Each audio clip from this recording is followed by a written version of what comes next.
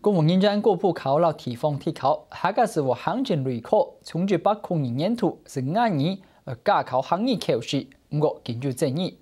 我道理啊还蛮实施。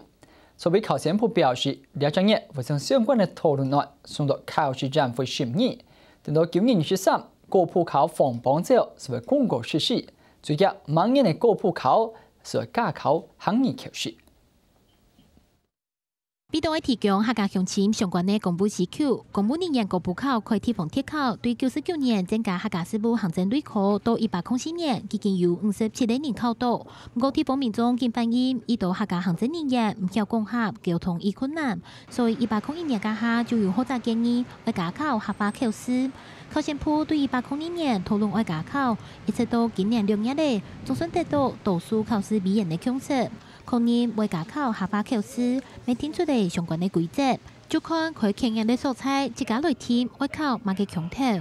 也摆今天的就讲考试啊，如果喺讲，比如讲喺某啲地方可能时间较多，喺三个考试讲或一个考试，如果也为了有人才，都可能用4个的考试的委员来考试，按下比较适合也4个的人才来考试。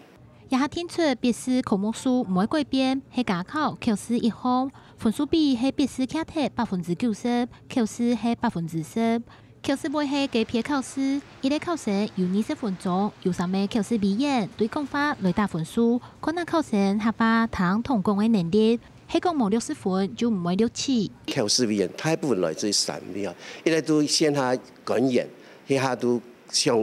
用嘅用人机关咧本身嘅讲演，第3都系人学习。半夜咧，张崇英呢考生普种邱法军系苗栗市府嘅客人，以此到加考合法考试以后，安尼对地方乡亲会有很高主导嘅服务。而美国等考试规则考天呢，会交本行政院人事行政总处来鼓励地方政府，开韩国多位客家专业人才经验，来确实做到公司行业无障碍环境嘅目标。客家新闻张淑菲、陈欣怡特别报道。